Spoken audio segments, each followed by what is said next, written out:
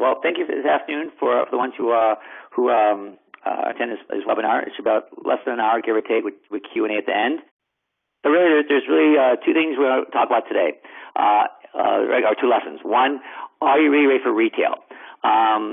In this particular lesson, you're going to learn the essential pre-work that needs to be done before you or your clients can approach a retailer. Some are doing it, some aren't. As a former retail buyer, and I'll talk about my background in a moment, I used to get a lot of emails and phone calls from vendors each month who weren't prepared. And A, they wasted their time, B, wasted my time, and most likely don't get a second chance to make a first impression. And lesson two, it's getting the retail buyer's attention. I'm going to teach you, as well as your clients, and how to get noticed by retailers.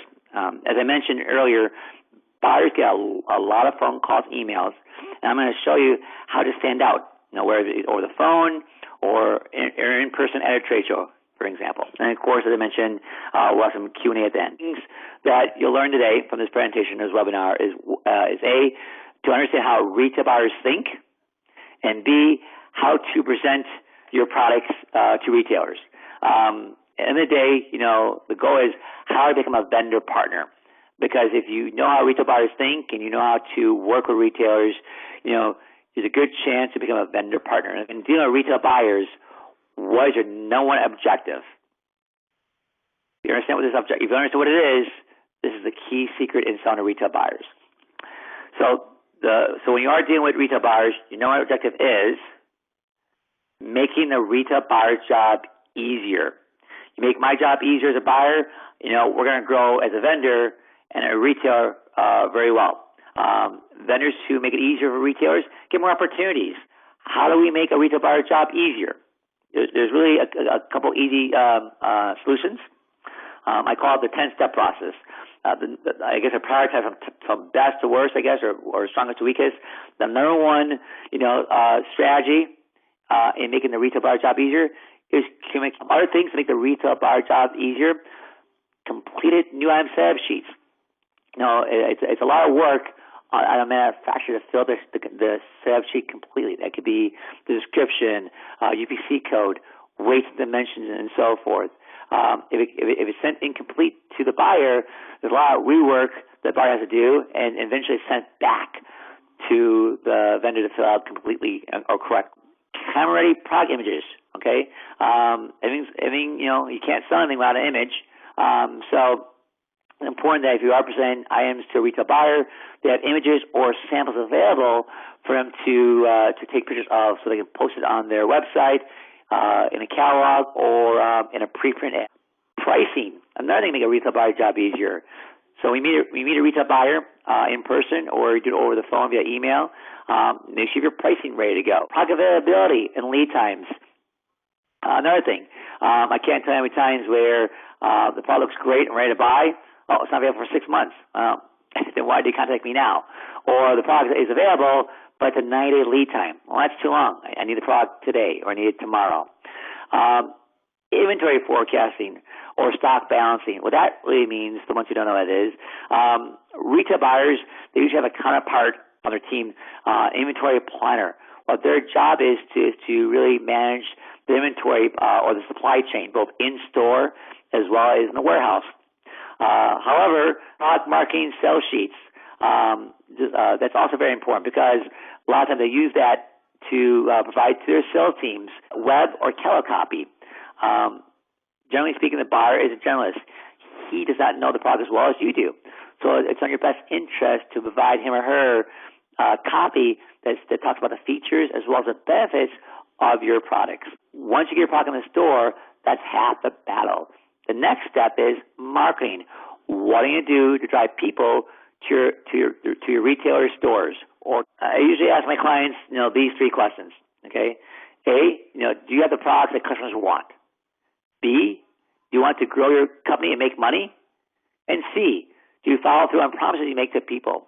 There are really four common mistakes that most manufacturers make, and I want to make mention of this because we want our clients, making the mistakes. One is lack of preparation, over-promising, under-delivering. Honestly, we're trying to sell, this retail account.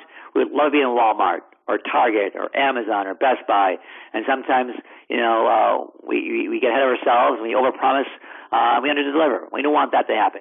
Lying, people ask why I put in the slide. Definitely, I've caught a few vendors in my 20 plus years as a buyer lying to me. Luckily, with the age of emails, it's very easy to show here the fact, poor follow through.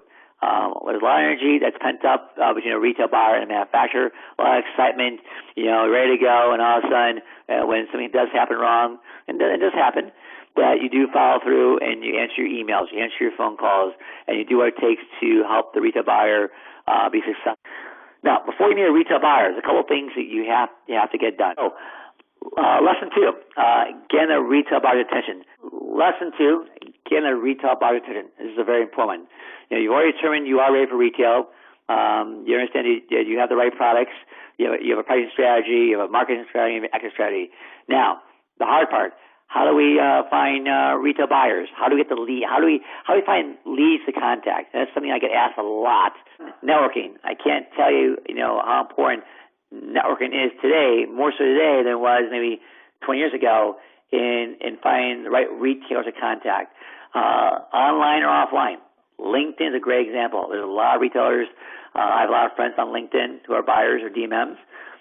They're a great way to connect with. And inbound marketing. A lot of times you do a lot of marketing stuff from email campaigns, website marketing. You may do some ads. Retail buyers, who see that online or offline will contact you. So it's more inbound advertising versus outbound where you're doing cold calls. Trade shows. It's one of the most unutilized methods in reaching a retail buyer. I had a trade show earlier today, and I saw a lot of manufacturers sitting there twiddling their thumbs, waiting for retailers to walk into the booth. Directories, back eons ago when I sold to manufacturers, there wasn't a thing called the internet. It was really catalog or reference material. So the best directory that I recommend to clients, if they can't afford to go to a trade show, they can't do a lot of money for direct response advertising, email campaigns, and so forth. That there's a directory called Chain Store Guide. So before we get the retail buyer's attention, we want to understand what is a retail buyer? Let's profile him or her. Retail buyers must consider many different factors when they buy products. It isn't a very simple job where I buy this, I don't buy that. But again, end of the day, the retail buyer wants to drive traffic to the stores. We mentioned earlier about the cold call. There's some roadblocks, obviously, from going through a gatekeeper and being rerouted to the wrong buying team. And it's a little frustrating, but when you do find a retail buyer and you have the right pitch, it makes it all worthwhile. So the purpose of your initial phone call, cold call to a retail buyer is to A, set up a time to talk later on, or B, set up a face-to-face appointment. Most buyers don't like experiment with a untested or unproven vendor. So when dealing with a lot of my clients, I ask them, if you have a name account you're already in, like Walmart or Target, definitely use that. Typical objections that you may hear from a retail buyer, when I would call, and the best ways to answer them, doesn't want to be the first account to carry it.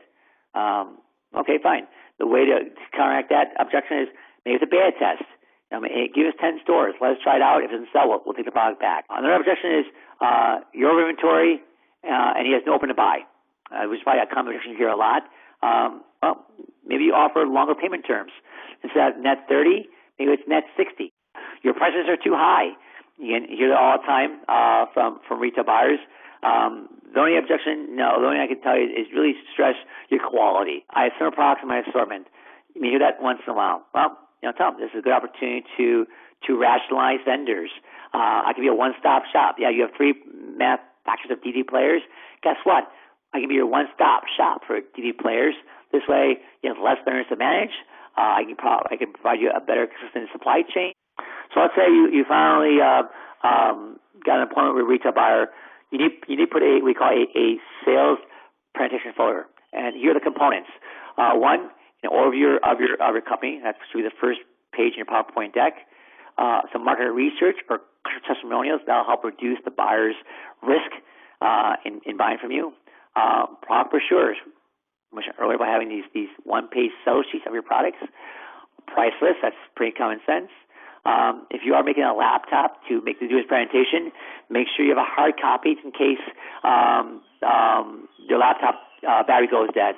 And finally, include your business card. Make sure you find a way to have someone contact you if they're interested going forward.